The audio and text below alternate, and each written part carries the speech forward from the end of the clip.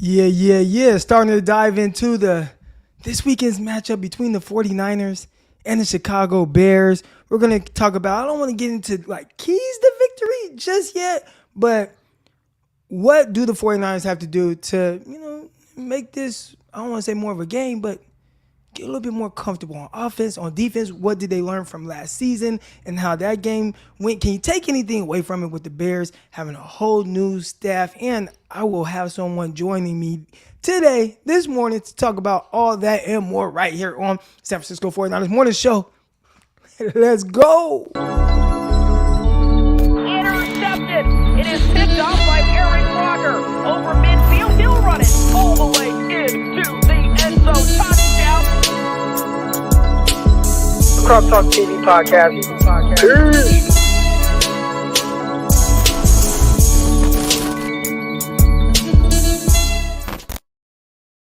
Welcome to another episode of the San Francisco 49ers Morning Show. I'm your host, former NFL and AFL defensive back, Eric Crocker. And I'm excited, man. We're getting closer and closer to week one game day. And all the, Trey Lance and Jimmy G, all that, we put all that to rest. And we get to just watch some football as a group, as a family, as a chat, you know what I'm saying, at the game, depending on the conditions. I mean, I'm still going to be there. Can we talk about how expensive that game is? All right, we're going to talk about all that and more. But first, definitely want to, advise y'all go listen to Locked On 49ers with myself, Brian Peacock. We had Winky Wednesday yesterday, or today. Today's episode was recorded yesterday. We come at you 5 days a week. Subscribe to the YouTube channel, Locked On 49ers, all that stuff. Listen to it wherever you listen to your platforms. Locked On NFL Draft with myself, Ryan Tracy. We had John Harris on from the Houston Texans, and he will be joining us full time soon, but it hasn't started just yet. But wow, these sneakers are clean right here on Sneaker Shouts. I need to save these. Hold on, might have to. Can I bookmark that? But anyways, 49ers, Locked On NFL Draft, all that good stuff. Underdog Fantasy. We will be going over some Underdog Fantasy stuff coming up soon. But if you haven't already, download the app Underdog Fantasy or go to underdogfantasy.com. And when you sign up, they match your deposit up to $100. All right, so if you put in $50, they match it with $50. Now you got $100 to do over-unders and all that stuff. If you put $100 in, they match it, give you $100, and now you got $200. All right, to do over-unders, player props, fantasy football. They got Best Ball Mania coming up. Best Ball Mania 3 is tomorrow. All right, Thursday. So make sure you'll tune in to that right there. And I got a good friend of mine that's joining me this morning, and he is also a part of the Underdog Fantasy family. So with no further ado, I'm joined by, first, real quick, who y'all think I got coming on with me? He's coming on with me this morning. Who y'all think we got? Any guesses? Any guesses to who's coming on with me this morning?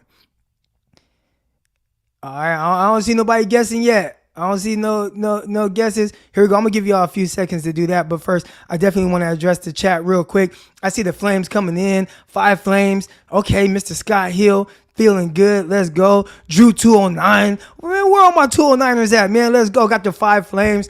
And if you're new to the show, the flames, man, that's a mental health check, right? So how we doing? I'll talk about it, man. Like I haven't had any, mental health issues or anything like that, but I've dealt with it with my wife, had, depression, anxiety, all that stuff, man. And it was scary. But one thing that really helped her was she had someone to speak to. She talked to me. We talked about it. And, it was a process, but we worked through it. So not everybody has people to talk to. So if y'all need somebody to talk to, holla at your boy, hit me in my DMs. I'll shoot you my number, whatever. If you just need somebody to talk to, I'm always here. So that's what the flames are for. If you are kind of new to this channel and you were like, man, what are all these flames right here for? What's everybody putting these 5 flames in here? That's what that's for. Croc, you check Twitter. I was asking about the Atlanta game. I will be in Atlanta. So I will be in Atlanta for that game. My sister's staying in Atlanta, so I'm staying at her house. But yeah, my little sister. All right, here we go. Real quick. We got Arvin from the 209. Let's go. But now you're from the 209, but are you from the real 209? Are you from Stockton, or are you from somewhere like Judge? Where's Judge from? From with Escalon? Where's Judge from? From the Yankees. He from like Escalon or something like that. It was like, he from the 209, but you know what I'm saying? It's not the real 209. You feel me? But anyways, shout out to everybody. But here we go. I don't have a QB coach on this morning. I got my guy, Jason Aponte. Hey, Croc. Real quick before I get started, I was listening to Locked On 49ers as I drove Averly to school. Y'all didn't label that shit NC-17. I'm about to put in a report. Y'all talk about wet and sloppy, warm and wet, and Averly's like doing earmuffs in the background, bro. Like, what are y'all on? What type of like I want to send the Iman Shumpert thing. Like, what y'all on? Like, what y'all doing? That was Peacock, man. Peacock was and the funny he didn't even realize what he said. No, he didn't notice it, of course not. He didn't realize what he said. And then later you have Winky and Nicholas Winkler, and he's wow. And I'm like, man, these dudes are wild. I like how it's not just me, right? When I saw you talking about it on Twitter, but if I would have heard that and I was doing a podcast, I would have done the same thing. Like, hey, yo, chill out, man. Like, what's up with y'all? Like anybody gonna like tell y'all to just like slow down a little bit real quick? Yeah, right here. So yeah, she's actually listened to it. Winkler said wet and sloppy. Hey, yo, like, come on, man. Like, listen, we don't like a little wet and sloppy. At least I do. But you can't say that on Locked On 49ers. Nah, you can't. And it's not for a lot of people. It's not a pause moment. It's just, hey, yo, like, this is a family podcast program that we got going on here. But nah, man, shout out to you, man. Thanks for having me on. Thank you for coming back to me after many times you text me, and I'll hit you back at like 1 in the afternoon. Like, yo, I was asleep, bro. Like, my bad. Hey, I get it. I mean, I'm gonna come on and do the show regardless, but it's always fun to have somebody else to kind of talk to about these things. And real quick, we got Diaz fighting this weekend. Shout out to Diaz.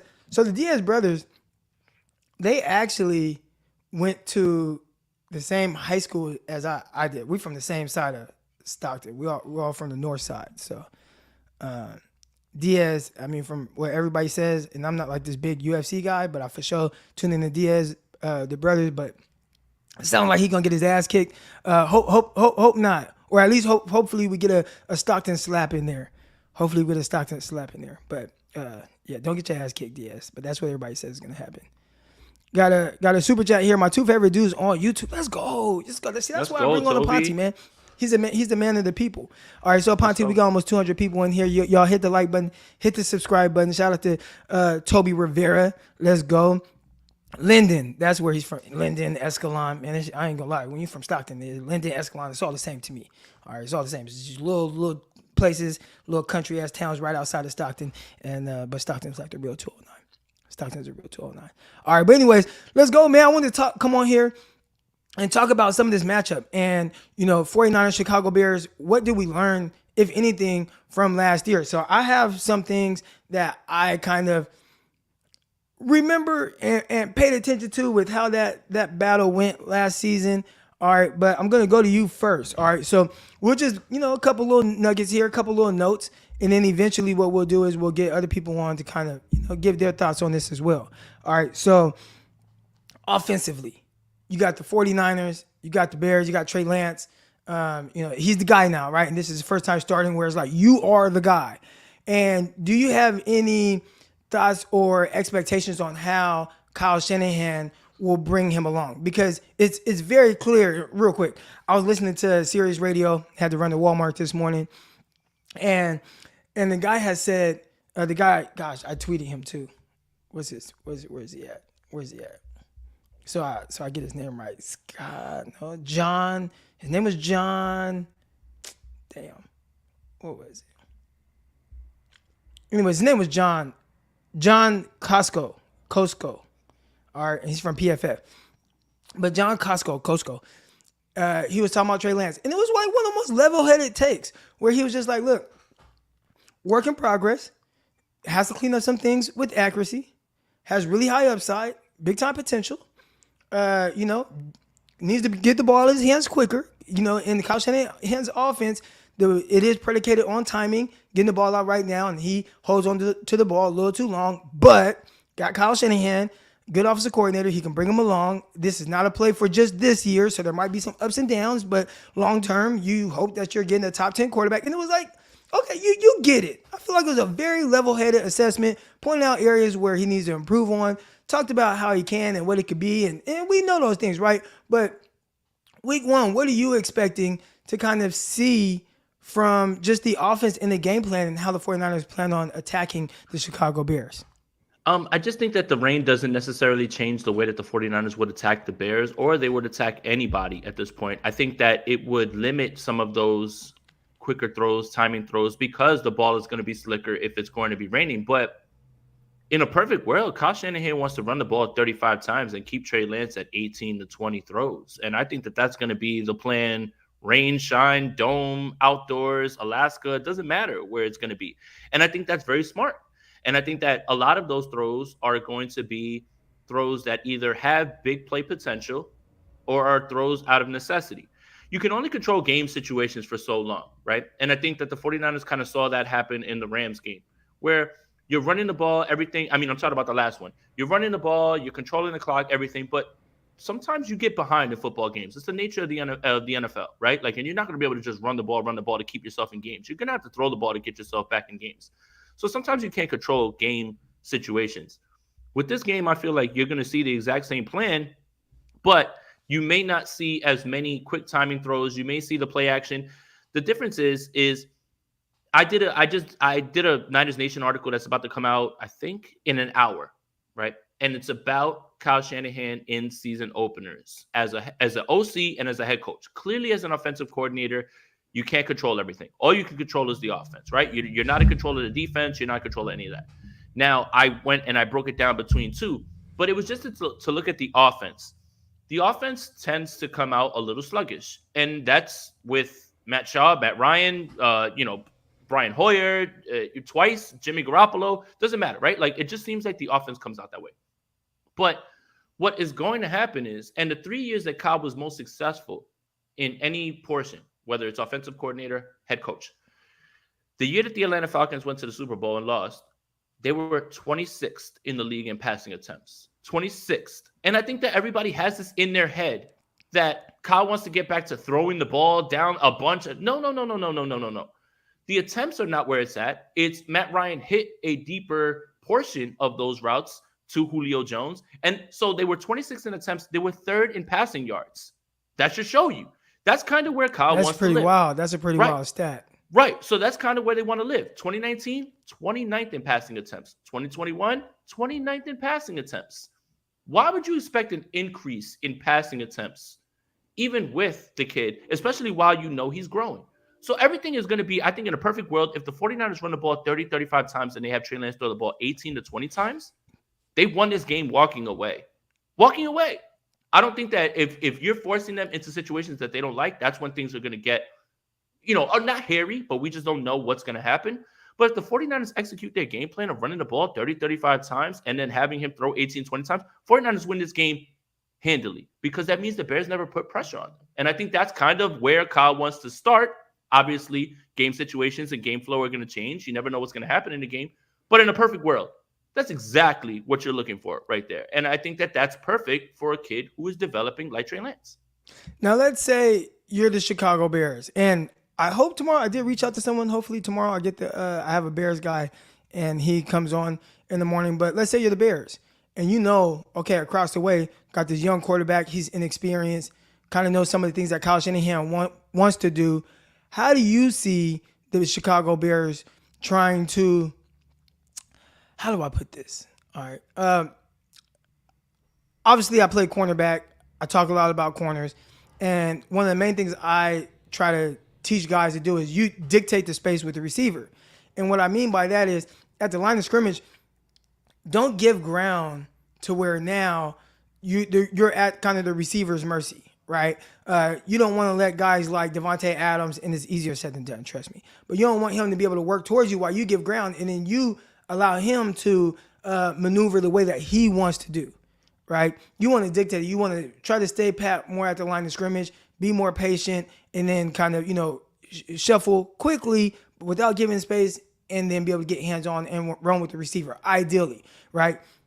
So let's say Chicago Bears, and you see Trey Lance to the 49ers, you know Kyle Shanahan and kind of some of the things he wants to do. If you are Chicago, how do you force or dictate how the 49ers play? How do you force them into doing something that they don't want to do? Or at the very least, you force them into doing something that maybe they do, but you know is coming because of how you are playing things. So again, Chicago Bears, playing against a young quarterback, how do you defend this offense with Trey Lance?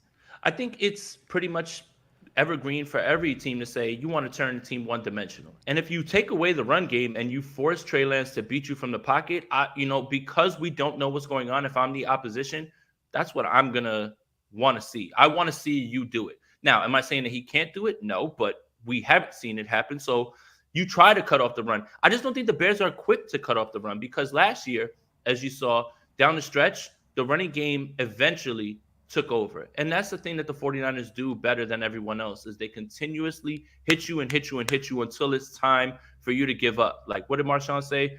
Run through a motherfucker face over and over and over. Like that's what they talk about. Yeah. And over and over and over that's and what over they and talk over. about. Like Yeah. nobody's gonna be able to take that over and over and over throughout the game. So yes, obviously it's as simple as this. The Bears are gonna want to cut off the run, make Trey Lance work from the pocket and beat them from the pocket. But I don't think that happens unless the Bears are clicking offensively. And if they're not putting up points on the board, then you can't force the 49ers into something that they don't want to do because they're going to do what they want to do because the defense is going to keep this game right where it needs to be, right in striking distance for the kid, and you're still not going to have to abandon your game plan. The best part about all of this with Trey Lance is everyone wants to talk about accuracy and this and that. The defense is never going to be down 21-0, 28-0 unless there's some nonsense going on where like there was like a kickoff return or like a fumble recovery for a touchdown. The defense isn't necessarily going to put them in any spots that they're not going to be able to control the game plan or control the tempo of the game. So unless something out of the ordinary happens, the 49ers are not going to be pushed into any corner. It has to happen when they're down. And do the Bears and Darnell Mooney and their cascade of wide receiver fours scare me? No. I mean, Darnell Mooney's a great receiver, but then you got like Byron Pringle and Equimanius St. Brown and Dante Pettis, literally cast-offs from every single team in the league. They're all wide receiver fours, the best group of wide receiver fours I've ever seen in my life, man. Equimanius St. Brown was supposed to be a baller for the Packers, couldn't even make it after Devontae Adams and all those guys got sent off. Dante Pettis. And not just that. I mean, they were trying to do anything and everything to find a wide receiver to a guy to play opposite Devontae Adams, and it wasn't able to do it. He wasn't able to do it. So look, you're looking at him. You're looking at Dante Pettis. Pringle was on the Chiefs. Again, all wide receiver fours. If the 49ers play sound football on the defensive side, there's not many guys that can threaten them down the field in any way. And I don't see that happening in any way. Except for Darnell Mooney. Darnell Mooney's a baller. I'm not gonna lie. Darnell Mooney's a baller. But we just had that crazy ass Bears fan, jump on my show yesterday or whatever. What's his name? I don't know, some dude. He's been on your show or whatever. I think it's a dude. Yeah. He went crazy. He went crazy, and I just let him talk or whatever. But he was like, "Y'all paying $26 million for a backup." I was like, $6 million, but okay, go off. Y'all paying. We got Equimanius St. Brown and Dante Pettis. I was like, okay, they trash. Like nobody cares. Like I just didn't understand why the Bears fans are just like walking around with their chest poked out. It's like, bro, you can root for your team, but you have to understand your roster is not better than the 49ers, and your coaching staff is not better than the 49ers. You're here playing with house money because if you lose, no one's going to say, oh, man, the Bears, they're disappointing. But if you win, you get everything because you beat the NFC Championship roster that just was in there. Like, it was just weird to me, like all this stuff that's been coming out lately. Like, it's literally a team that, unfortunately, is rebuilding, and that's it. It's going to take you a few years. And there's no shame if you lose week 1 to the NFC Championship runner-up because the 49ers are better than the Bears. Like, Ray Charles sees that. I think it's pretty clear that they are in two different stages in their kind of roster building and whatnot, right? Like, we just watch the top 100 players, and again, that's put on by the players and how much do we put into that. But either way, 49ers had 7 players in the top 100. So this is a team that has a very talented roster with like big time kind of elite guys. And then even outside of those guys, you have some really good football players, right? Like the Emmanuel Moses of the world, the Travarius Ward, the Eric Armstead, guys on offense that can really, contribute between Ayuk and Elijah Mitchell, right? Those are guys that aren't even mentioned in the top 100. 49ers have a pretty good roster. And I think the Bears right now are in this kind of turning point. Because, again, I don't want to be disrespectful to the Bears. I think the Bears, there's a scenario where, like, they are good. And when you have a quarterback like Justin Fields, he can be a guy that definitely makes plays and does things that can be very challenging to the defense. So we got my guy Jay Maceo right here, and he says defensive line has to rush their lanes and collapse the pocket onto Fields. Don't let him outside. Shout out to the smart degenerates. Add us on Instagram. All right, add my guy on Instagram right now. I think when it comes to that, right, and some of those things are easier said than done when you have somebody that is as talented as Justin Fields. But one thing I noticed, and you can correct me if I'm wrong, but last season, and this is part of that, what did we learn from the game last year? I thought the 49ers approach was wrong, all right, defensively. And I can't say that too many times about DeMeco Ryans and what his game plan was and how it worked out. There were 2 times where I was like, it was very clear his game plan going into the game wasn't great. And one was that Chicago Bears game right there. And the other time was the Arizona Cardinals game, the second one at Levi Stadium, where he just wasn't prepared at all for whatever they were trying to do. And that was probably the worst performance I'd seen from the defense. But the Bears game, it was very clear that he said, you know what? I think we are better up front than the Bears offensive line. So we're just going to rush 4 guys, and we're going to sit back, and we're just going to kind of play a soft zone. And I thought more than any other time, he kind of miscalculated the situation. 49ers pass rush wasn't consistently getting back there. Justin Fields was extremely comfortable for the most part, and he was very efficient. His best game, in my opinion. Passes. His best game, in my opinion. His best game, in my opinion, in the NFL. Right, he was very efficient. I know that everybody in Monday Night Football with the Steelers, but I'll give it to this game because the 49ers defense is better than the Steelers, and I feel he performed very well in that game.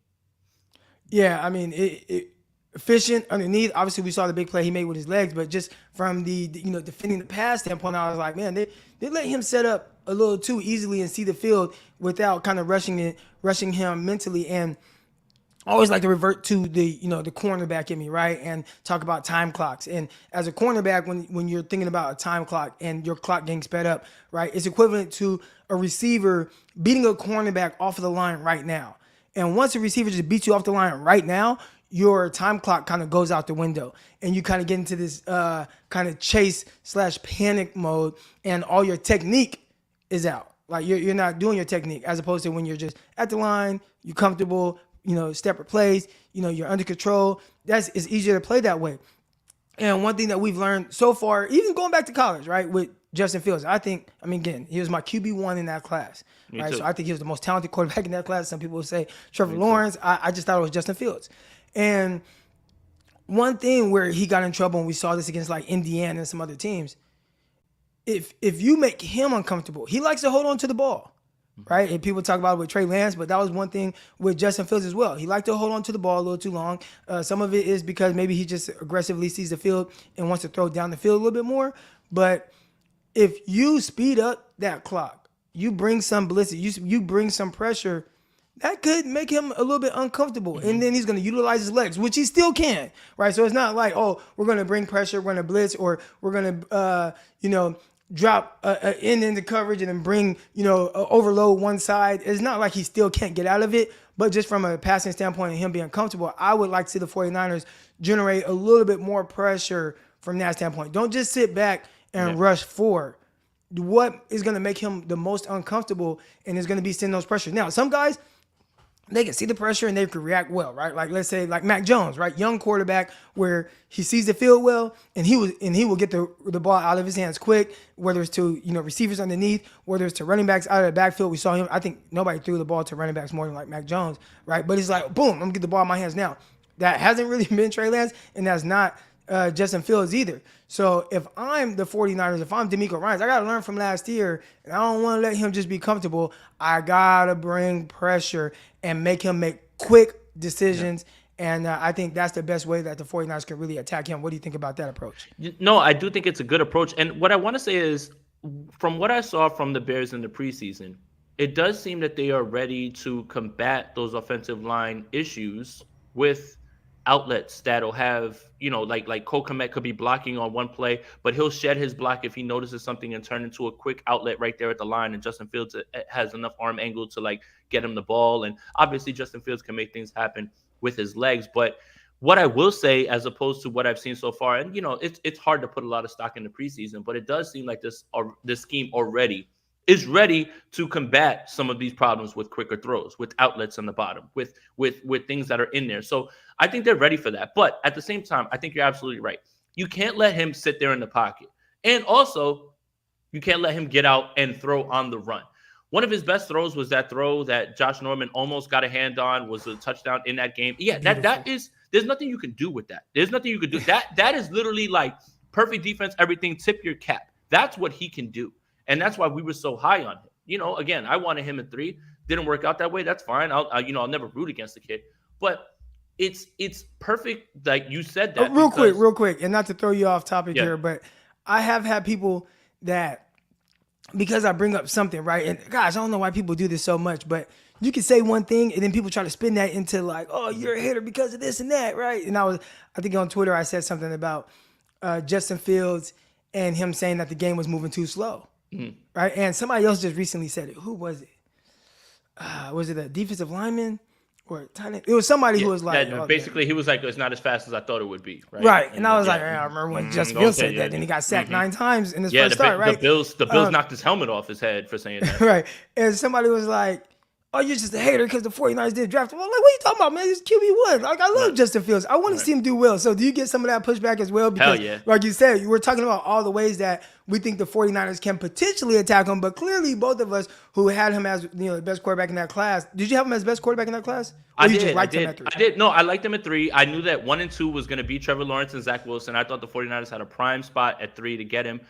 And for all the talk about bullying Kyle, if we could bully Kyle, then why is Justin Fields not here, man? Like, we didn't bully Kyle into taking Trey Lance. Many of us wanted Justin Fields. So if we bullied Kyle, then we bullied him into the wrong person. That like not the wrong person. Not the wrong person, but I get what you're saying. Like, it's right, like if there was any bullying going on and if he was listening to us, it would have been Justin Fields, not Mac Jones. If he was bullied, or Trey then Lance, we'd have Justin Fields. We'd have Justin Fields here because everybody wanted Justin Fields. Everybody was happy with Trey Lance. Nobody wanted Mac at 3. But if we bullied him, then it would be Justin Fields. If you go back and you look at the numbers, like, what are we talking about here? Like, again, people are like, well, he got talked out of taking his guy. Y'all sound stupid. If we sound stupid, you sound stupid because we all wanted Justin Fields. We took Trey Lance and we were like, hey, we'll take it, man. We know what Kyle's going to be able to do with him. We just didn't want Mac. That's it. We just didn't want Mac. I'm one of the guys that actually wanted Trey Lance over the other guys, but it was more so about obviously the upside, the potential, and what's there, and then where he's at mentally. But just in the sense of my ordering of the quarterback, QB1 was Justin Fields, QB2 Trevor Lawrence, and then QB3 Trey Lance. And even with Trey Lance, I just bumped him up in the sense of it's not always the most talented or best player that ends up being the best, right? As far as Mac Jones, I know you said, well, you didn't want Mac Jones. My thing with Mac Jones was I just didn't want Mac Jones at 3. At 3, if you I'll told take him me at 12. At 12, 49ers were there, and the other quarterbacks were off the board, then hell yeah, take Mac Jones. Like, that's fine. But over some of these other guys couldn't do it. And I think over time we'll kind of see, obviously, who ends up panning out. But right now, so far, kind of you see some of the potential of some of these guys and what they're able to do. And yeah, but anyways, here we go real quick. We got some more super chats here. And I'll let you answer this question from 49ers Daddy. Pause. I can't know why I said 49ers Daddy. All right. Do you guys think Trey is benched by week 7? This is ridiculous. At what point is mediocre injury prone backup QB worth this much nonsense? And real quick, I'll answer part of this. It has been kind of weird that the player most people in the media questioned with the 49ers, right? Throughout this entire run, where it's like, oh man, like I remember Stephen A. Smith saying, when you think of the 49ers, I'm trying to talk like Stephen A. Smith. Yeah. When you get to the San Francisco 49ers, thought about this a long time. I get to 5. I talk about 5 people before I get to the quarterback, Jimmy Garoppolo, right? I'm Jimmy doing a terrible Porn Stephen A. Star. impression. Jimmy Porn Star.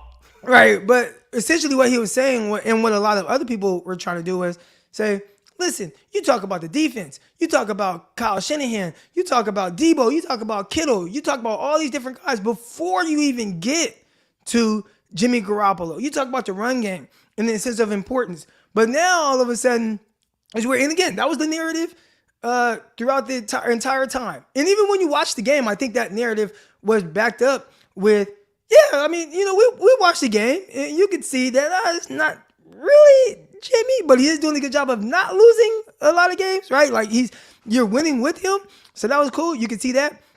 But now all of a sudden, because Trey Lance, he's young, he's inexperienced, etc. Now it's like, oh man, you got to go to Jimmy Garoppolo, and it's like, no, y'all love Jimmy Garoppolo. Like that's really weird. Like, have you kind of seen that? And again, I like Jimmy for what he is, and I understand what he is and what he isn't. And I always felt like if Jimmy's my quarterback, I'm good with that. I'm good with that because I know 49ers are going to always be in games. They're not going to get blown out for the most part with Jimmy Garoppolo, especially with how this team is built.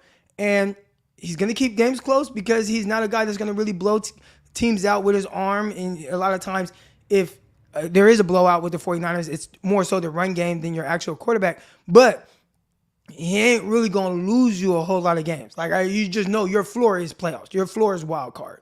Your floor is, 5th, 6th, 7th seed. Kind of what we saw last year, where your upside is, we've seen 2019, number one team. And you can do that because he just does enough things that are well. I think he's good on third downs.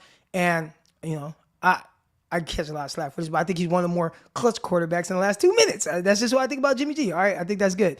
All right, but as long as it's not a playoff game. Oh, I'm sorry. No, even in playoffs, right? Like look at the Packers game. Now the Packers. All right. Listen, I'll give him that. He is the reason that game was so like it was, right? Like I compared him a little to Tony Romo recently, and it was like Tony Romo, I remember watching him, and if you look at some of his stats, there was like a run where, most fourth quarter comebacks, like Tony Romo. And it's like, well, yeah, because he's always doing these different things in games to make the game closer than it has to be. And I think Jimmy Garoppolo does that as well. But we do know we can win with him. So when I see a comment like this, and he's like, at what point is a mediocre, injury-prone backup quarterback worth this much nonsense? I think the part I'm getting from that is he's an average quarterback. You know what I'm saying? Like it's like he's better than CJ Beathard. He's better than Nick Mullins. You can win with him. Why do so many people talk about him? So why do you think that is?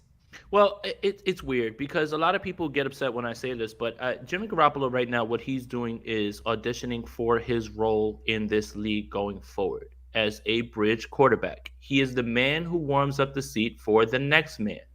And right now, what he did last year, I will give him 100% kudos on being professional. And I know a lot of people say, well, what are you supposed to do? You're making a ton of money. Yeah, well, look at Baker Mayfield. He folded after one day of Deshaun Watson talking, and there's plenty of other quarterbacks who wouldn't be able to handle that sort of pressure, especially being in a high-profile spot as being the 49ers quarterback. So right now what Jimmy Garoppolo is doing is biding his time and showing that he can be a team guy because he is going to be the guy who is warming up the seat for the next guy for the rest of his career. Now, when people hear me say that, they say, oh, well, you're downplaying him. Bridge quarterbacks and starting quarterbacks in the league are valuable, very valuable. That's why there's only 32 of them. And Jimmy Garoppolo is one of them. Doesn't matter where he is. If you say that he's 17 to 21, whatever it is, 13 to 17, 13 to 19, don't matter. It's all the same stuff once you get past the elite tier. A lot of guys just have things that you like. Depends on what you prefer. But in terms of being benched, I think Kyle Shanahan is very much in the business of being hard-headed and doing whatever it is that he wants, no matter what you want.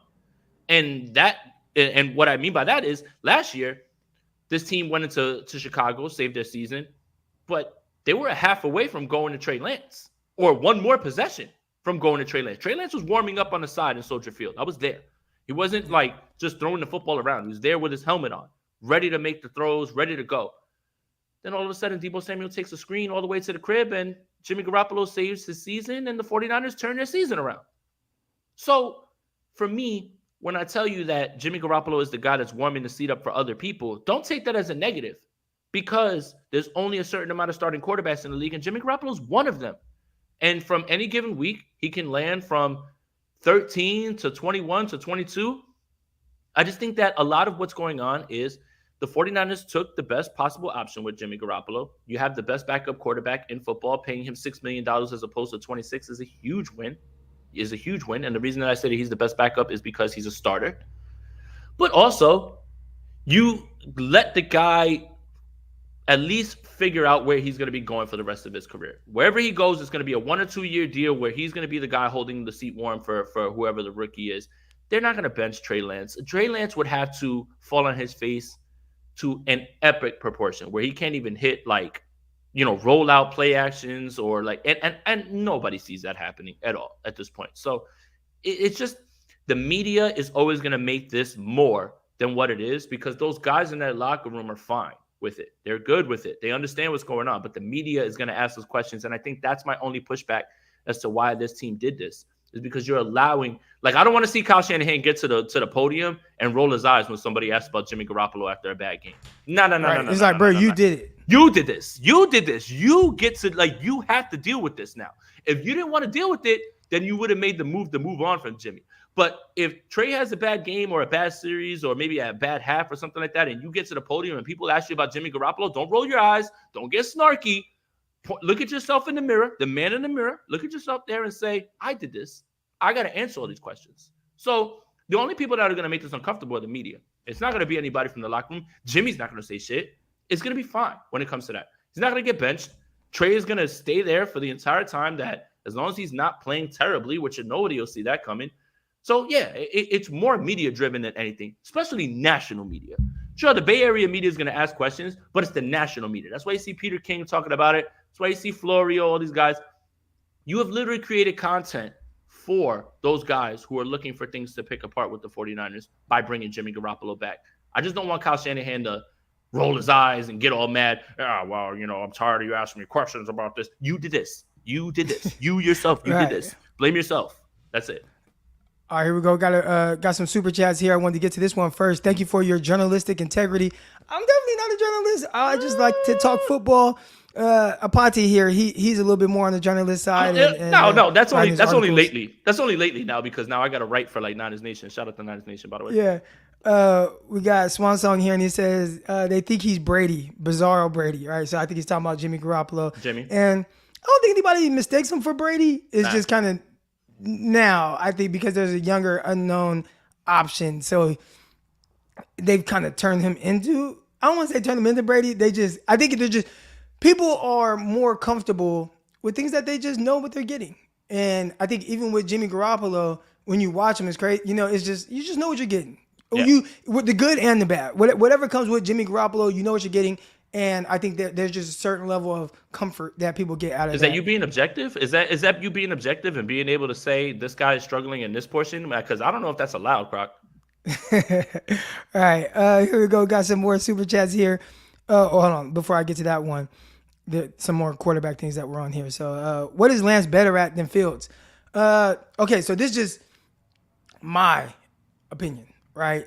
And kind of where they're at. And if we're talking about now, again, Fields was my QB1 because I didn't think that there were other things that guys were better than him at. He was the most athletic quarterback in that class. He had a big arm. Maybe you could say Trey Lance's arm is a little bit bigger. Pause. Just the way it sounded. But, oh my God, Damon Dash. Are we going to do this after every single comment now? No, it was just a little, the way it came out. Anyways, just Justin Fields, comparing him as a prospect to the other guys. Because again, who they are, we'll find that out over the next couple years. But as prospects coming out, I thought Justin Fields, and this is comparing him to just the rest of that class, not even just Trey Lance. Most athletic, most physically gifted quarterback in that class.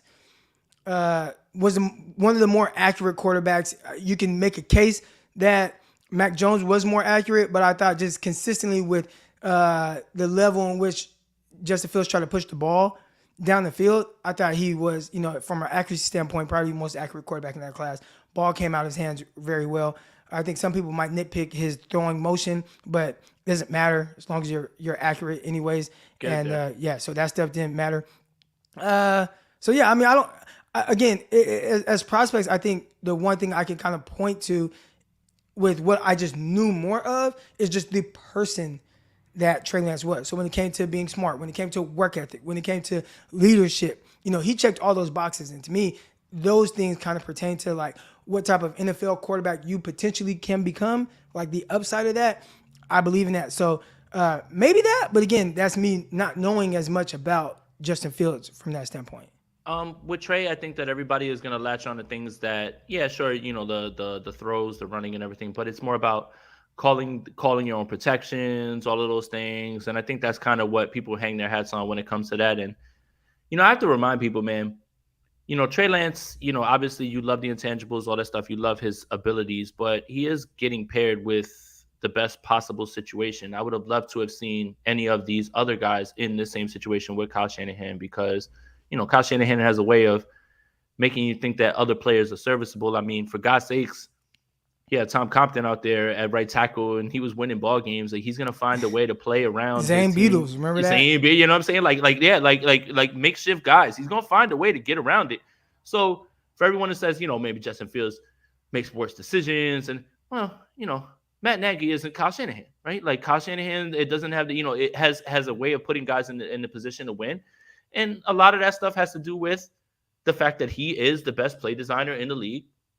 But, for Trey, as what he does better than Fields is, calls his own protections and checks and, and clearly very mature. But we got to see all that play out, man. Like, we're not going to know, like, there's just this weird, victory lap thing that's like going on, like, about Justin Fields after 1 year and, what's going on, because we still haven't even seen Trey play yet.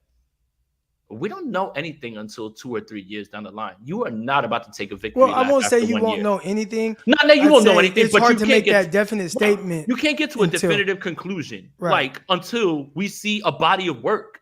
You can project all you want. Right now, Matt Jones is quarterback 1. Right now, out of this group. Right now, at this day, September 7th. On September 7th of 2022, Matt Jones is QB 1. That doesn't mean that September 7th of 2023 that's going to stay the same. And we don't know what's going to happen when it comes to that. So for everybody, like, kind of lauding, like, Lance is better than this guy at this, and that. We don't know yet. We don't know yet. And you still have to put everything into context. Everybody's excited about Trey Lance. And even the people that are naysayers still have to say, man, he's in the best spot possible. That defense, that running game. How many other quarterbacks would have been fine? I mean, you just watched Jimmy Garoppolo get low-key propped up by having all of this stuff around it. But yet you're ready to make sweeping statements about the rookies. Just let's slow down a little bit. Let's slow down. Yeah. Like, it's Mac Jones. And then who would have told you, if I would have told you Davis Mills right now was quarterback 2, out of all of these guys right now, would you have said that? Morris here says actually Mills incorrect. QB1. Incorrect. Absolutely incorrect. And I'm not even a Mac Jones fan. Like, David Mills is quarterback 2 right now. He's quarterback 2. He's right behind. I would say this. I was more impressed with him than the other quarterbacks based on the situation he was in, right? Because you make excuses for, and this is excluding Trey Lance. He played 2 games. But for the other guys, the Trevor Lawrence, the Zach Wilson, and even Mac Jones to a certain extent, you kind of make excuses for their shortcomings and whatnot. And what I was most impressed with him, Joe Judge and Matt Patricia are going to be calling plays for Matt Jones, man. So just want to make sure that excuse is out there right now for him in year 2, whatever. But when it came to Davis Mills, a guy who plays for Houston Texans, did not have a great supporting cast. I mean, his starting running back was Rex Burkhead. His best receiver, Brandon Cook, but Brandon Cook, most underrated receiver in the NFL, real 209. Baller. All right, but outside of Brandon Cooks, is like, can anybody? I mean, I can name some, but can anyone name another receiver on the Houston Texans roster? Right? Who is their tight end? I know their tight end is, but most people probably don't. Brandon right? Jordan. Their defense wasn't great, so for him to do some of the things that he did in games and some of the performances he had, I was probably most impressed by him than some of the other quarterbacks. So I could see how someone can kind of project that QB1 based on some of the things. And then I do like, got Pep Hamilton as a quarterback coach. Now he's his offensive coordinator coming back for his second year, and what Pep Hamilton has been able to do with some of his young guys. But, that's just, what I'm saying? I can see how somebody say, okay, actually Mills is QB1. Now, again, We don't know. And I kind of look at all these guys that is just, okay, how they start. It's almost like a race, right? Where, some people get out faster than others based on the situation. But hey, this is a 400-meter run. And it's tough, right? That's the most brutal, grueling run probably in track. And you can get out quick. But at some point, you see some guys pass up other guys and other guys, and then it's all about, hey, who's going to finish the strongest? And I think right now, you have a couple quarterbacks who got out to a good start. But eventually, you'll start seeing some guys kind of catch up, and they're using the other guys as the rabbit. All right, so that's some track terminology right now. I like it. For some of y'all. We'll see how it all plays out. Real quick, a couple more super chats here. Niners will have 3 turnovers on Sunday. Book it. You see that happening, especially if kind of the weather is bad? I mean, Justin Fields is still gonna throw the ball. Like, he's not scared to throw the ball, and I'll give him that. That is a quality, right? Like, the decision making is one thing, but the quality of actually being able to throw the ball, and that's really what drew me to him, was the layered throws sometimes down the field. Like, that Steelers game was a masterclass in how he can get the ball out on the run, down the field to different guys. Man, that's no slouch of a defense either. So those are the flashes that you see with Fields. 3 turnovers is going to be tough. I just don't think that people are going to throw the ball as much. Justin Fields is not going to be afraid to throw down the field, but it's going to be tough to say that unless the ball's just like flopping around and they're just like fumbling the ball on like exchanges and things like that. So 3 is tough, but you know what? From your mouth to God's ears, if that happens, the 49ers walk away winning by like 21. Yeah. And again, I think we're saying that's a little much, but potentially can happen. Yeah. But that's not something I would kind of like project. But I appreciate the super chat. Who has more to prove? 49ers offensive line or their secondary? The O-line. The secondary, I don't think they can prove anything until Jimmy Ward comes back. And even then, I don't have any qualms with what they have going on. Their cornerback room, their 1-2 cornerbacks are up there with any 1-2 cornerbacks in the league. We know what Jimmy Ward is when he comes back. Hufanga is a little bit of a question mark, but the offensive line has more to prove right now because nothing works without the offensive line, and they haven't been playing together as a unit. So, yes, I would say offensive line. Yeah, I agree with that. All right, here we go, man. 45 minutes in. Definitely want to bring some people on for the last 25 minutes of this show. Of course, I'm joined by the great Jason Aponte right now. That's my guy. If you haven't already, hit the like button, hit the subscribe button, all that good stuff. Download Underdog Fantasy, whether you use promo code Crocky or promo code Aponte.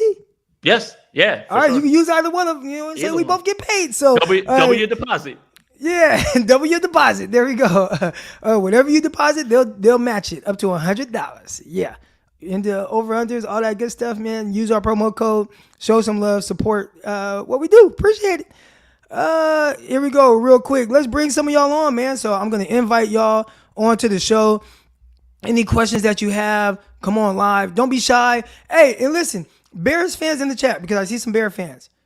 You don't have to show your face. You can do a little thing where you kind of hide whatever you want to do. But as long as you ain't doing something crazy or weird, and just like, come on, man, just speak normal football, man. Yesterday was a little weird, man. I want to hear their opinion because I like this show to be an open forum. That's fine. I don't want to make it about just our opinion. Yeah. Clearly, there's going to be people that might see it different, whether it's Bears fans or others. So. If you are, there's a difference between seeing it different and just being outright yelling and delusional, which was kind of I had to deal with last night on my show or whatever. But yeah, if you're gonna come on here, just give your opinion. That's fine, and we all have different opinions, and nobody knows more than anybody else. But let's have some of that rooted in fact. Let's not just say things crazy like the Bears linebacker group is better than the 49ers linebacker group. Like I had that thrown at me yesterday. I was just like, man, in what universe, on what world is that even a discussion, But, right. Just give your opinion. That's all. All right, here we go. So y'all are able to come on live. I'm trying to block this dang little bot thing or whatever, but it's like, didn't put that up. You put it up there? I'm trying to block the user. Hey, yo, what's up with you, man? Yesterday, Locked On is spicy all of a sudden. Today, you throw this up on from the comments. This must be like a super one, because whenever I try to block the user, it's like not letting me. Damn. Saying that error is occurring, so hopefully they don't take over the chat. All right, here we go. We got some folks coming on, and again, I encourage Chicago Bears fans to come on as well. All right, but first up, we got my guy Andre Williams. Good morning, man. You get your workout in this morning? Top of the morning, fellas. Oh yeah, man. You know I did, bro. I even got on the bike a little bit, about 15 minutes, rode around the hood. Okay, Oh, hell wow. yeah. Oh yeah, that's what's up. Yeah, man. But hey, and hey, shout out to you too, Croc. I appreciate you shooting that book, bro. I did get it. So much love to you, man. You for the people, bro. You gotta read it. You gotta read it now. Yeah, man. I gotta get to it, man. But yeah, hey, real quick though, what I wanted to do is so this is my outlook, right, on why the 49ers chose Lance over Fields, right? So if you guys remember, I remember that I think his name was John Beck, who played for Kyle Shanahan. You're a quarterback Kyle, coach now. yeah, the QB coach, right? Kyle sent both Lance and Fields to go train with him prior to the draft. That was strategic because I believe Did Fields work with him too? I know I Zach think Wilson. he I did. think. A little bit. They all work together. All three of them. Okay. All right. Yeah. Okay. Yeah. So they all worked with him, right? I think whatever report John Beck gave him about Lance and about Fields, I think that ultimately kind of moved the needle for Lance because the thing is like this is the NFL. People forget is a job. It's a business. The quarterback, the QB1, is the CEO of your football team. So it's like Justin Fields kind of had this eclectic kind of just like personality. You know what I mean? Stuff was coming out about him being a little immature and not really good with people, which is fine. You know, what you do on the football field had nothing to do with that part, right? Except in the NFL, when you have a locker room of people that you have to lead, and when stuff goes south, can you pull it all together? Can you keep everybody on the same page? And I think that was a big part of why they went with Lance, because of all the intangibles that they seen that he had. So what do you guys think about that? Because that's what I think. Yeah, and hold on, Andre, we're gonna take you off air and get to the next caller while we answer your question. All right, I appreciate you coming on. Okay, for sure. Appreciate you, bro. So I think go ahead, Aponte. I think that that stuff that came out about epilepsy with Justin Fields, I think that there was a little bit more to that in the decision making. I think that kind of was where Kyle was like, man, I don't even want to try to deal with this, even though there's been no mention of it since then or anything like that. It's Kyle knew Fields for a long time. QB collective. That's why we were all putting. I think that's together. A little overblown. I just it's overblown. No. I think it's overblown. The whole like Kyle knew Justin Fields. Oh, okay, all right. I think Justin Fields was a kid at the camp. Right. That's why I think it was. Okay, but yeah, what I think is when you're coming down to it, everybody kind of has their skill set. You understand what they are, and not much separates that from each guy, right? Then you look at the little stuff, and that's kind of where the tiebreaker goes. And if you're telling me that Justin Fields has character issues or he doesn't believe that he could lead the room, that's one thing. But I think the epilepsy had to do with that a little bit more too, that they threw that in there with him.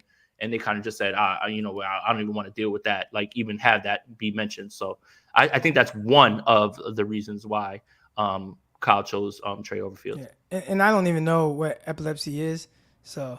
Yeah, well, like he would have seizures like sporadically. Like he would have, like he would, and that was something that had come out later on in the draft process. Like that wasn't even something that was talked about. It was like right before the draft that started to come out. And I don't know if that was leaked out there so the 49ers could at least point to that if they had to answer questions about that, which they never did. And then they'll probably never say. But I think that has a little bit more to do with the discussion than people want to believe. And from at least what, some people have told me. All right. All right, here we go. Coming on now, we got our guy, Chicago Corey. Chicago Bears fan?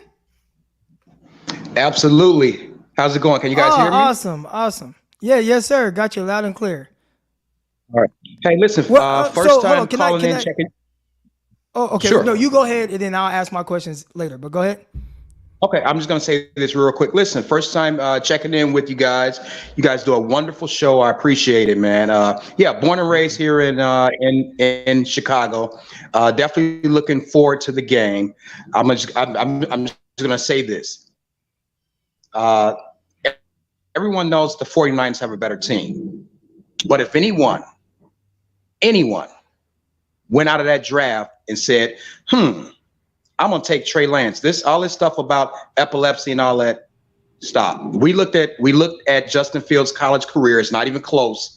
This epilepsy stuff or whatever, you guys made a mistake.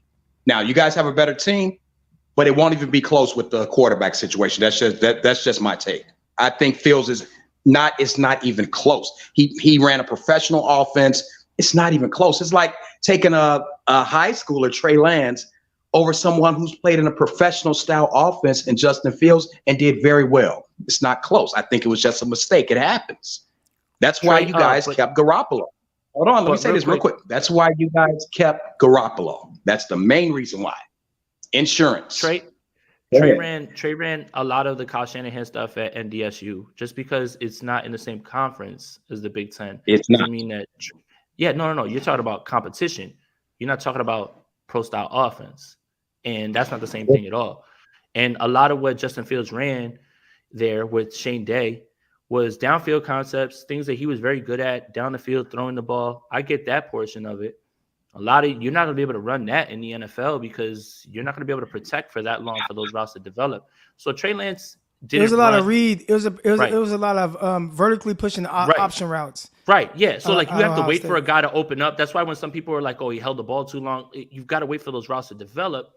But to say that Trey Lance didn't run a pro style offense, don't think that that's necessarily true. What I do think that you're trying to say is competition level between FCS and Big Ten and everything. Yes, that's completely different. And I, no one will fight you on that. Those are the big dogs. Gotcha. But to say that Trey didn't run a pro style offense, I just don't think that that's necessarily accurate. And my only, again, this is not saying that you're wrong about anything, because again, Aponte and I will both tell you we had Justin Fields as the best quarterback in that class. Better. So you're not getting any pushback on that from either one of us. We think he's extremely talented. 100%. I think if I'm a Bears fan, I feel good to say, hey, we got the better quarterback, right? And then you see how and we see how he finished the preseason, right? He completed 14 out of 16 passes, 3 touchdowns. I love Justin Fields. You know what I'm saying? I would love to have him as well. I would say where my pushback is, and some of the things I think you said was right when you said it's almost like taking a high schooler, because Trey Lance does have very limited playing experience. The pushback part is like the accomplishments, right? And I think people kind of, because Trey Lance played at the FCS level, it's almost like people just put like, oh, he didn't really do anything in college, etc. Like, no, this is a dude that he won like the best player of the year at the FCS level. He went undefeated as a redshirt freshman. Like that, there's something to that. Not saying it's everything. I'm not. No, I get it. But just in the sense of like someone living up to some of the expectations of what that program is, what it stands for, and how it's built. They figured out ways to win with a guy who had no experience really. I mean, even in it wasn't like he was Justin Fields coming out of high school, who's one of the top 2 quarterbacks in the entire nation. Mm-hmm.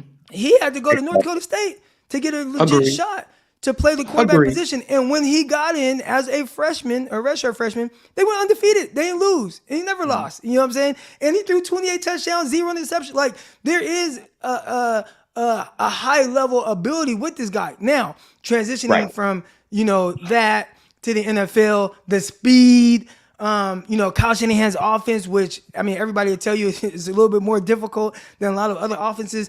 There are challenges within that, having to clean up some of the technique, finally getting with a quarterback coach that works on, footwork and all those things. That part is definitely a work in progress. Trying to correct the accuracy, work in progress. But just in the sense of upside and potential, and getting him to play at a high level like he did at North Dakota State, like that, there's going to be a process there. And within that process, the 49ers, like you alluded to, have a terrific team that are built around them with a terrific play caller and head coach. So at this moment right now, if anybody's like, hey, Justin Fields is better than Trey Lance, you won't get pushback from me. You know what I'm saying? Where would they be in 2 years? I think that's where I'm interested to see that. But even then, again, Justin Fields QB1 in my book, so you won't get pushback. Very well said. I like that. I got no arguments with that. Right, and I think we can all agree with that. Like, I think that it would be disingenuous of us to go back on our initial draft projection and how we saw it coming, because that's the fun part of all of this, is to be able to project guys and then see, hey, this is where I got it wrong. This is, so we're not necessarily tied exactly to what we want to see because we projected it that way. I think that Understood. what we're doing right now for everybody, with Lance and Wilson and Fields and Mack Yes. and Davis Mills, is we're just gathering information at this point. Like, I think that this is still the gathering information portion. I think that there's a lot of excitement that the Bears fans have because Matt Nagy's out of town, and rightfully so. You should be, because there's a new offensive scheme and everything in there. I get it. I get that. I get all of that. It's just the sweeping statements either way. And I have a problem with this, and I'll check 49er fans for this. Yeah. Sweeping statements about Trey Lance is about to dominate the league and go on a Pat Mahomes run. I'm pushing back on that, because how dare you even mention something like that when only one guy has ever done something like that? Yeah. And the same way that people say, well, Trey Lance is an absolute bust. Hold on, I got to push back on that. I don't think one guy, right? Patrick Mahomes, he did take the league by storm, and he's been amazing. Joe Burrow did go to a Super Bowl year. He didn't throw 50 tugs, though, in his first season off the rip and make spectacular. Like, come on, man. Come on. Okay. Come on. And, the reason that people throw Mahomes and Lance together is because they both sat a year. And that's the problem that I have. Just because Mahomes sat a year doesn't mean that when Lance sits a year, he's going to throw 50 tugs. Like, I don't think that that's possible, right? Like, it's just – I don't think that's how the 49ers want to win with him right now. No. And what they'll put on his shoulders. And I think Kyle Shanahan and, just everybody, what he's kind of relayed to the players, his teams, is like, hey, there's going to be ups and downs.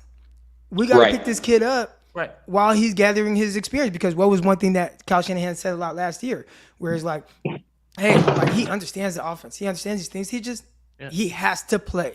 Like, for him to take that next step with where they need him to be in his development, he's got to play. Exactly. He's got to see it. And I think that's something like the Bears. The Bears can throw things at him that he hasn't seen and make him a little uncomfortable. Now, the one good thing with Lance, and we've seen it already, regardless of what, how anybody wants to look at it, you know what I'm saying? He has done some things that are high level.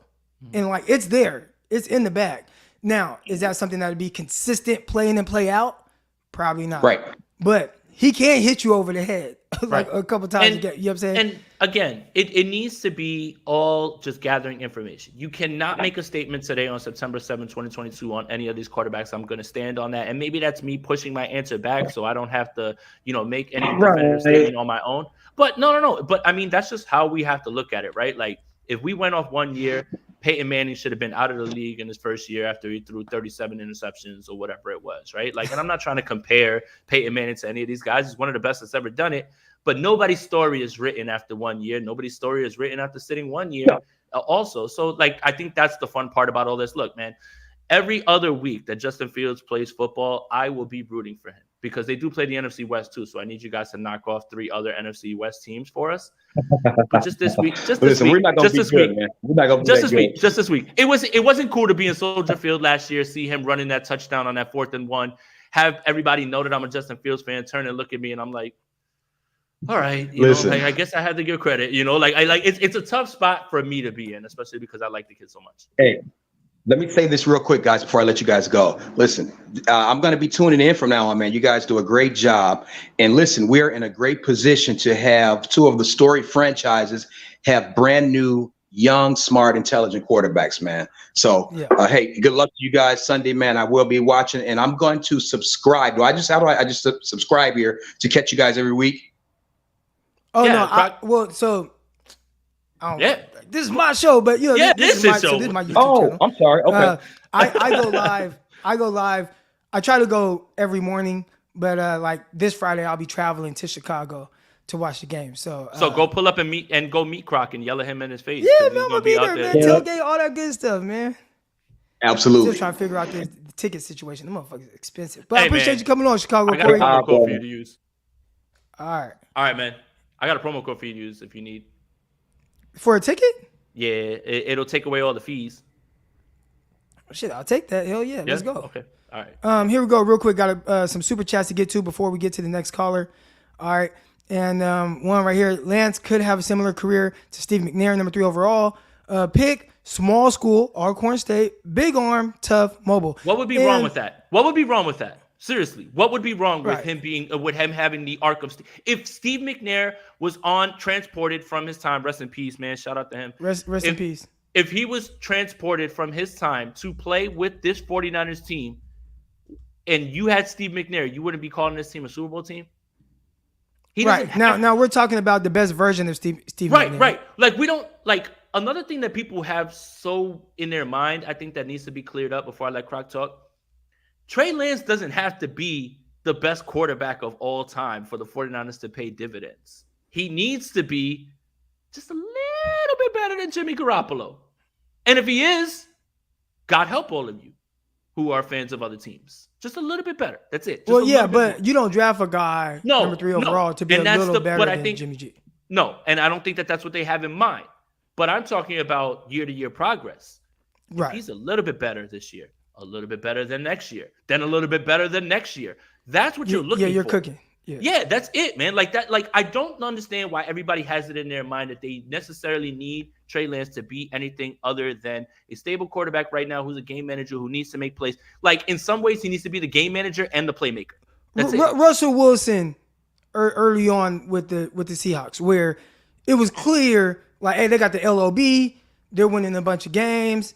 They lean on Marshawn Lynch. He's eating Skittles on the sideline. And then, oh, by the way, Russell Wilson, like, just make a play here and there, make a throw here and there, and you're going to be good. And they leaned on that for a few years before it was like, we're going to need you to be a little bit more, right? And then, obviously, I mean, for a long time, I'd say Russell Wilson considered one of the top, 8 quarterbacks in the league, for sure. Real quick, I pulled up some stats on Steve McNair and talked about a quarterback coming out of Alcorn State, maybe having to adjust.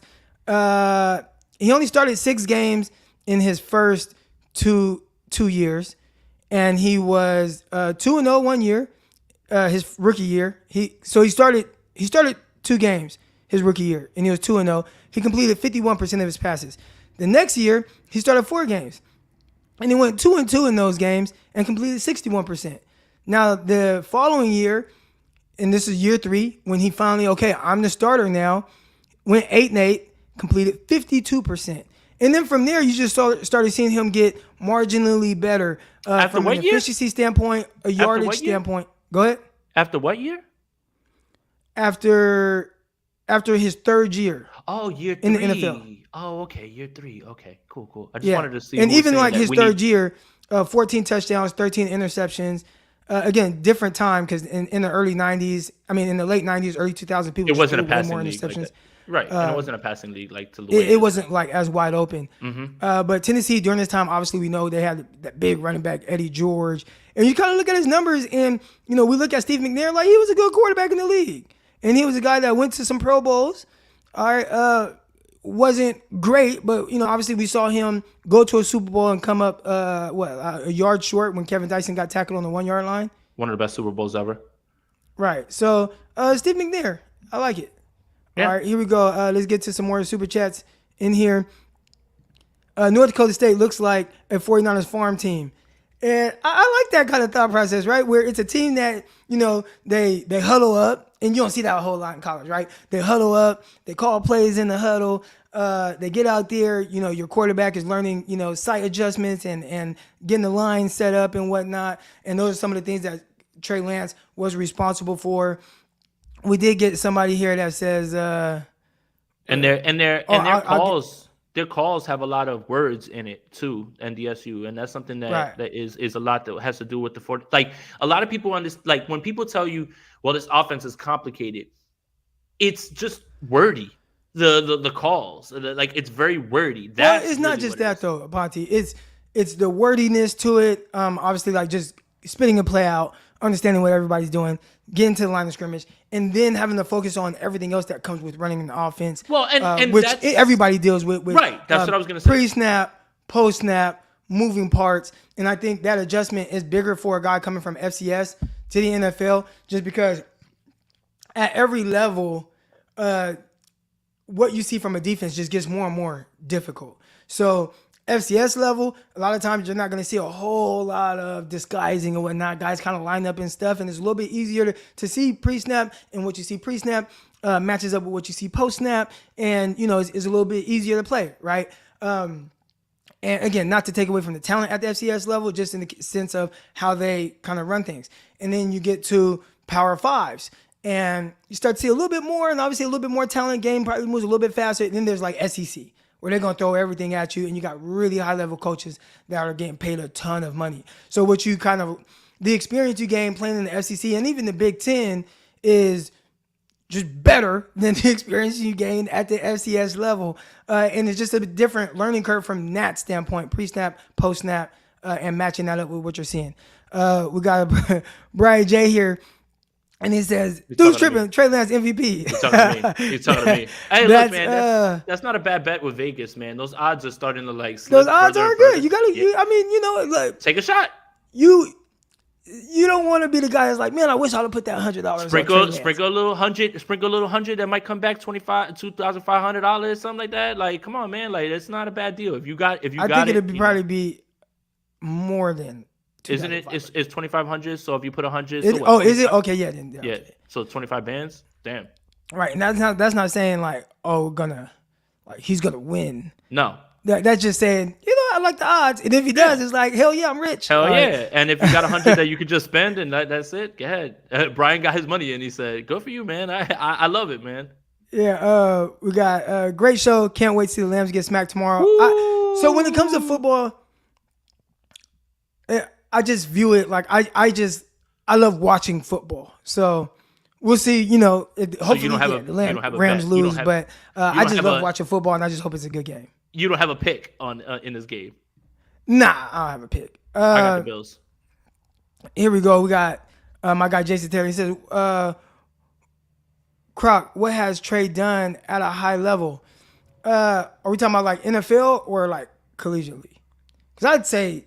Throwing 28 touchdown passes, 0 interceptions. Like, that's kind of high-level efficiency. And that's not to say that balls weren't picks. You know, there weren't opportunities for interceptions, right? It was there. But just in the sense of college, like, he's done that. And then at the NFL level, like, he's made some plays down the field, made some big throws. I think some of the things, like, when everything lines up with what he sees pre-snap and post-snap, I think he's very efficient. Matter of fact, I have this stat that I kind of keep bookmarked, and hopefully I still got a bookmark. Let's see, bear with me real quick, y'all. But where is it? Oh, right here. Boom, here we go.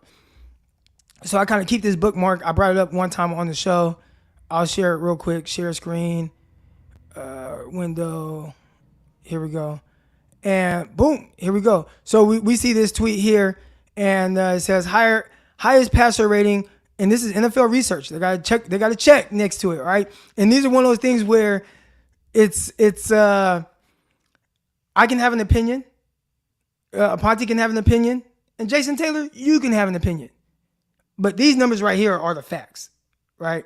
And the facts are that highest passer rating by a rookie quarterback when not under pressure. So we're saying clean pocket. In a sense, clean pocket and probably pre-snap, post-snap matches up with what he sees. Trey Lance has the highest passer rating ever by any rookie quarterback. Minimum 50 passes. He didn't throw a whole lot of passes. Now, that's not to say that things can't go haywire when he's pressured, right? We've seen that as well. But you give him a clean pocket, and that pre-snap, post-snap matches up. And even then, I mean, that's what I say. That's what I take from it, but it probably doesn't even have to be. Either way, you give him a clean pocket, and this is a smaller sample size than some of the other guys, so you have to take that into consideration as well, right? Deshaun Watson, I think he started, 8 games his rookie year before tearing his ACL. Prescott started the entire season. Joe Burrow started, 9 games, I think, before tearing his ACL, and Herbert started probably like 14 out of the 16 games, whatever it is.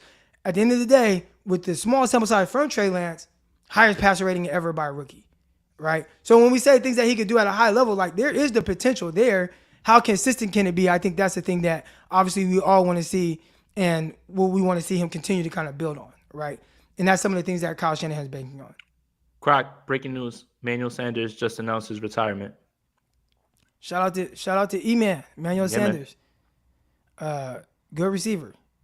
And I watched Emmanuel Sanders. I mean, I've seen some stuff on him on Instagram.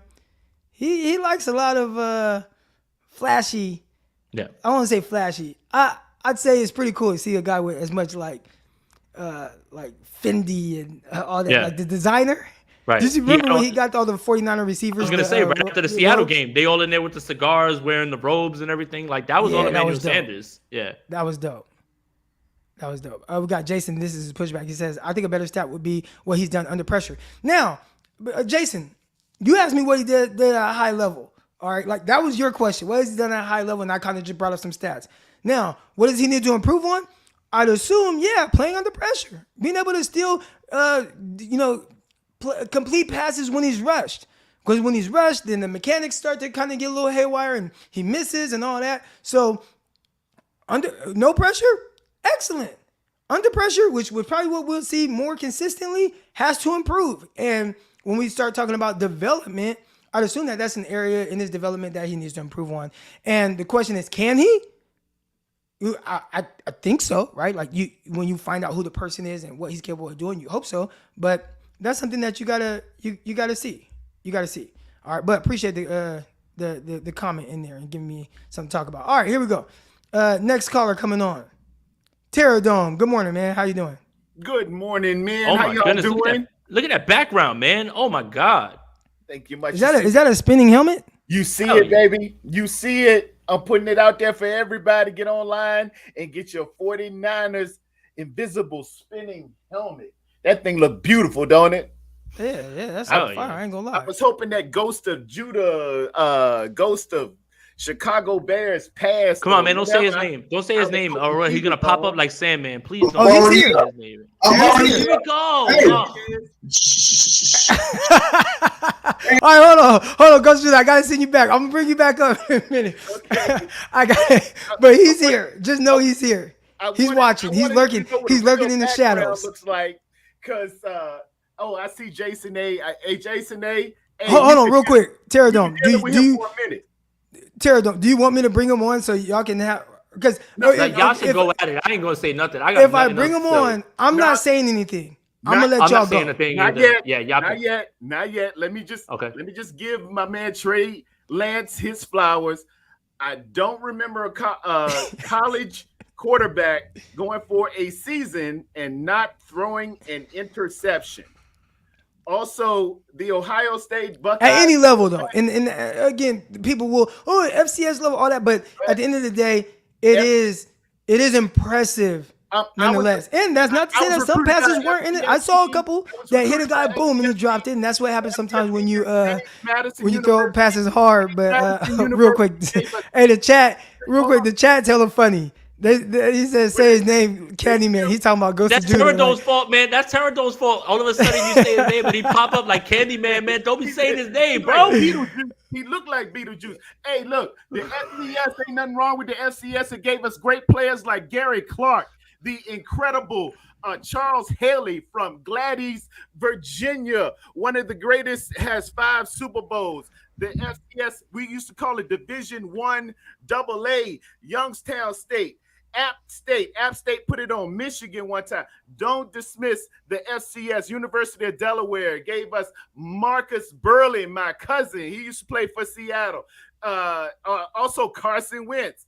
It's been a ton of players that came from the FCS, so don't be dismissive of the FCS. Let me jump on the Ohio State train of quarterbacks. I'm throwing some names out at you. Art Sleeter, Mike Tomczak, Tom Tupa, Kent Graham, Bobby Hoying, Joe Germain, jumping to Troy Smith, Terrell Pryor, Cardale Jones, and the late, great Dwayne Haskins.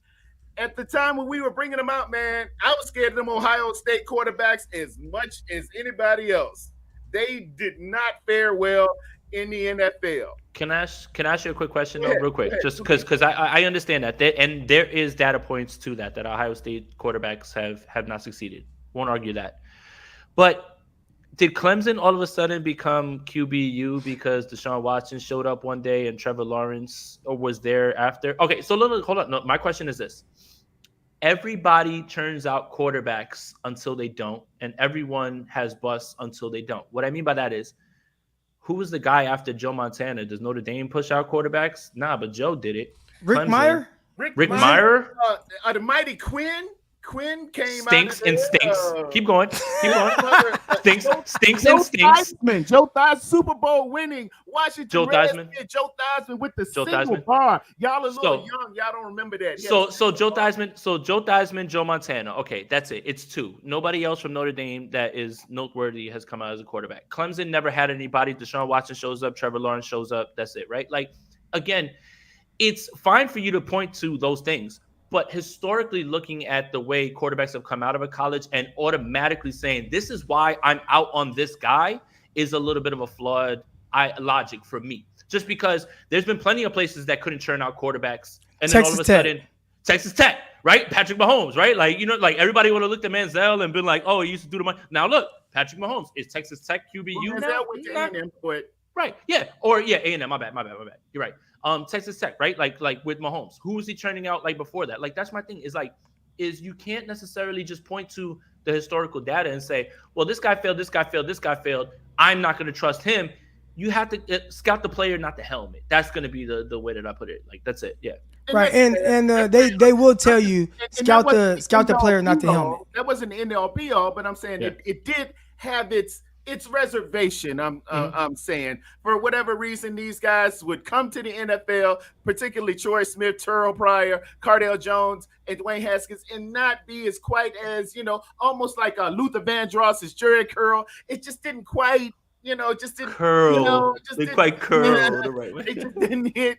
So that played it to the perspective. It wasn't the end all be all, of course, but we had this dude under center, calling plays, a pro style offense, being a champion, a gym rat, 6'4", playmaker, will run the ball, smart as all get up. They sent him the playbook 2 weeks early. He absorbed it, and Kyle and John went up to North Dakota State. Now, if there is an issue, and I'm not saying he's going to be perfect, but if there's an issue, hey, we don't point the finger. We pull the thumb around here, because you went and saw all of these quarterbacks and you went and vetted.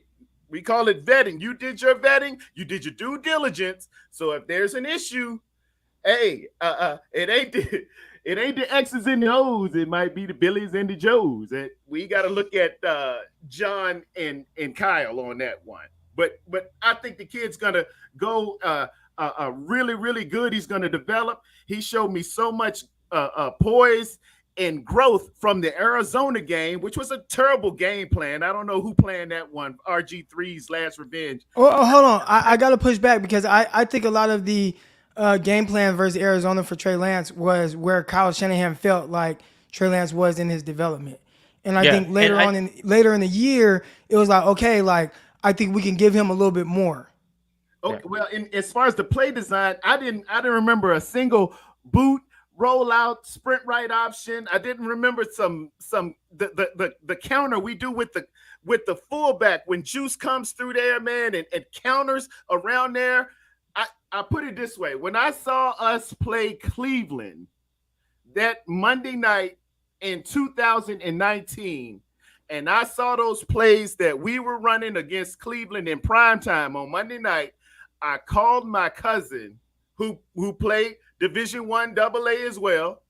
And I said, am I seeing what I think I'm seeing? He said, yeah. I booked our hotels for Miami that week. And we were down in the Super Bowl. I knew we had something here. We had something that confuses defense, because I know the keys to read on defense. I played linebacker. I know what to look at in terms of the guards taking me somewhere. And Kyle has I'd say an auspicious mind to put together a game plan to highlight and accentuate your best attributes. But in that Arizona one, man, it looks so pedestrian. I'm just glad he cleaned it up by Houston.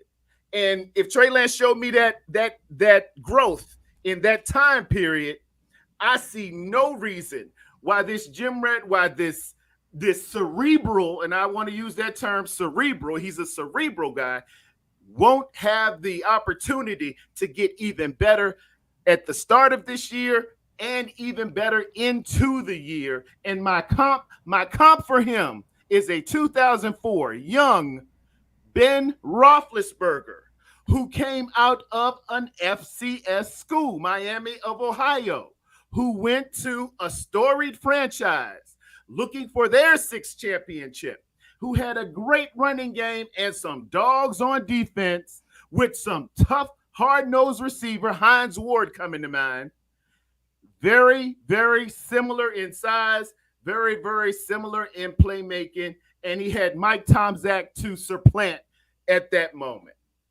Well, real one quick. thing I want to say before, yo, Croc, I could stick around to like 11:30, and I want you to bring the other dude on so I could like sit and watch like this transpire real quick. But I wanted to talk a little bit about the game plan from the Cardinals to the Texans game.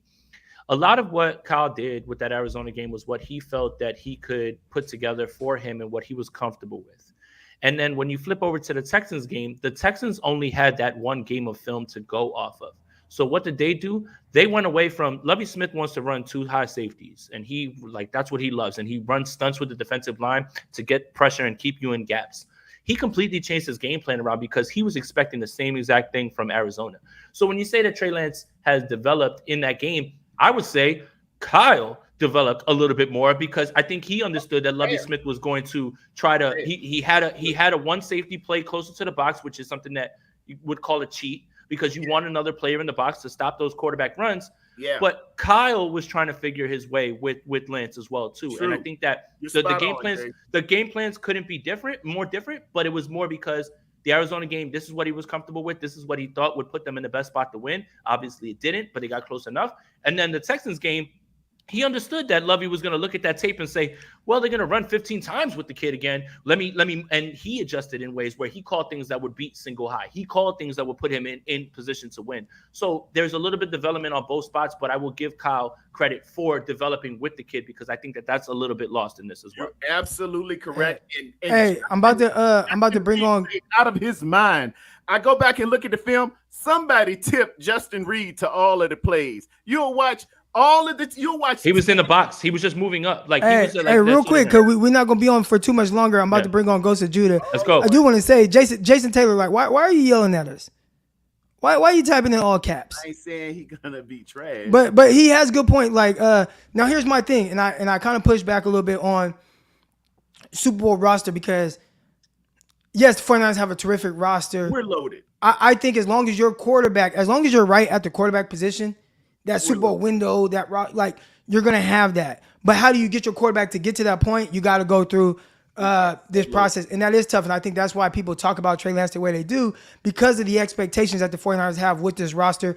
I don't look at it like that. I just say, okay, 49ers have a good roster. 49ers have to get this young quarterback ready, and however they do that, whatever they have to lean on, whether it's the run game, the defense, etc., do that and continue to bring this kid along.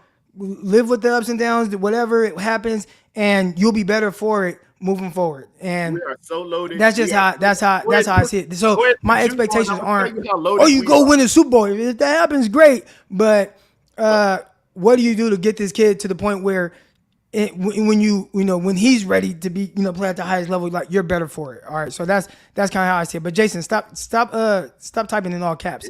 Real quick, I'm gonna bring on Ghost of Judah. And then we're going to get out here. Shout out to all. We got 530 people in here right now. Hit the like button. Hit the subscribe button. And we got Ghost of Judah. I'm going to sit back. I'm going to be quiet. Ponte said he's going to chill. And we got Terradome. We got Ghost of Judah. And Ghost of Judah, I told myself, I'm like, we're going to bring him on again for you. You know what I'm saying? Second straight day. Because, we are bringing you back on after the game Monday. You are on for sure. But if he pulls up. We got Candyman. We got Candyman in here. That's what we're gonna start calling you, Candyman. All right, you the ghost of Candyman. Hey, appreciate it, Crocker. Appreciate you letting me on my show. I just want to ask all you corny Whiter fans: Are you awake? Are you asleep? Because Terradome over here almost made everybody go to sleep with his boring words he had to say. I almost went to sleep over here looking at that broke E40 that you're doing over there. You look like a broke E40, bro. And you know what? You're delusional. You got those big old glasses You got I'm those glad big you got old that glasses. You background can't even together. see. You look You can't real see a time. Your doggone stuff thing. looks You so no basic P40. with that That's on you, background. You Avante. had That's jerseys on you, hung J. out with Avante. a Mr. thumbnail. Ashanti. Did you Don't use your compare mama's anything last night. thumbnail on that You Hold don't up. know big the jersey who's that got to you make But had? what happened? comparisons Where did you last get night. that? What? It was Yeah, you what happened? putting up No, live ads. hold up. But It what was you happened to the putting up What live happened to the ads. Khalil You Mack hung, jersey? you hung It a was jersey you. of a dude I've that never has seen a fan special base so pride. delusional. I've That's never how seen a dumb fan base so y'all are. delusional. Y'all don't even matter. You know that Trey Lance sucks. All right. I appreciate y'all coming on, but hey, I love both of y'all. Terradome, I love you. Ghost of Judah, man, I appreciate your passion. Why? Um, Well, why? Well, hold up. My question is this. Last night he's on the show, and I tell him, bro, like, how did the Bears improve? Trying to talk, regular football. I say you lost Khalil Mack, and he's like, Khalil Mack trash. I'm like, bro, right over your shoulder is a Khalil Mack jersey hanging on your wall. Like, what are we doing here, bro? How is he trash and on your? He's like, what you want me to do? Burn the thing? I'm like, no, but take it off your wall if the man's trash. I ain't putting no Dante Pettis jersey up on my wall just because at one time I thought he was good. Like, it's just and that's why he came on with the virtual background, bro. Like, I don't like cyberbullying or anything like that. But you can't sit there and tell me Khalil Mack is trash. You got this man hanging on the wall where you look at him when you wake up in the morning, you looking dead at that jersey and shit. Now he's trash because he's not on your team. Like, come on, man. What are we doing, man? I appreciate you for trying it. Yeah, and like our guy Darius Mills said, he said, man, we can't hear anything either of y'all. So I think after the game, I think what they say, cooler heads will prevail. All right. And I hope we get them both on and they can talk out whatever happened. Monday won't be Monday because I'll be traveling back from Chicago Monday. But Tuesday, you know what I'm saying? We're going to talk about it, all that good stuff. And yeah, but I appreciate everybody's takes. I appreciate everybody that listen. Yo, I can't believe you literally just like boxed them out. You were just like, all right, man, nah, we can't do this. Like, you just got the book. Like, you're just like, no, I can't do this. Well, yeah, I mean, I love and appreciate everybody. That's all I got to say. That ain't what you would say off the air, but whatever. I'm gonna let you rock, and I'm gonna let you get that. What would I say off the air? And you would say some funny shit, like not that though. You wouldn't say that. You know exactly what I'm talking about, man. Don't say that. I'll say this. In this space, right? YouTube, so whatever, you get all kind of different people, and I like originality. And I like people coming on, like, speak your mind, like, come on here. And I respect everyone's opinion. There we go. Like, whether I think somebody might be delusional or not, I respect the opinion because at some point you get enough people with delusional takes, somebody's going to end up right. So that's the part I kind of look forward to seeing. Who is this spraying outside my house? All right, anyways, we got to go, man. Aponte has to check out now. Aponte, man, I appreciate you coming on. Anytime I hit you, it's always last minute, and you always let me know. Oh yeah, come on, or you can't come on. So I appreciate you coming on this morning. I appreciate Terradome, Ghost of Judah, my guy Williams, everybody that came on. Great show tomorrow, I believe, because I got Robert Schmitz here, and I'll see. He's a Bears guy. I think he's going to be able to come on tomorrow. He said he's going to come on. He was trying to figure out what day. So hopefully he comes on tomorrow because Friday we ain't going to be here. I'm traveling. All right. But I would love to get, like, no offense, Ghost of Judah or Candyman, but a professional Bears person's opinion on the team, the roster. And listen, y'all, do not attack whoever I bring on because this is what they do. They get so upset, bro. They get so upset when I bring on people and, like, it's – people kind of, I guess disrespectful towards the 49ers a little bit. We get football. that. It's still football. Yeah, we get that. And I'm always cool, right? It's like I let them get their stuff off. And then, we see what happens with the game. But if he comes on and he's like, oh, yeah, the Bears are good at this. Okay, let him get his opinion off. Let him get, and we're going to talk 49ers and all that good stuff, man. So hopefully I'm able to get him on tomorrow. We'll see. But everybody else, man, I appreciate everyone here in the chat. And I will say, this is a little weird. Trey fans are Trey-lusionals. And it's like faithful then, faithful now. But then probably it's like not. Trey fans are unfaithful then, unfaithful It's a little weird. It's a little weird. That's all I'm saying. It's like, a little bit. I feel like we come in here with level-headed takes, and there are other people that aren't as level-headed. So or I don't know. It's weird. That's all I'm gonna say. It's weird. It's weird. All right. But appreciate everybody. Like, subscribe, all that good stuff. And we'll be right back here tomorrow. Same time, same place. Hopefully right at 8:30 a.m. Central, 6:30 a.m. Pacific, all that good stuff. From Eric Crocker, from Jason Aponte, we are out. Peace! Intercepted. It is picked off by Eric Crocker. Over midfield, he'll run it all the way into the end zone. Touchdown. Croc Talk TV podcast. Peace.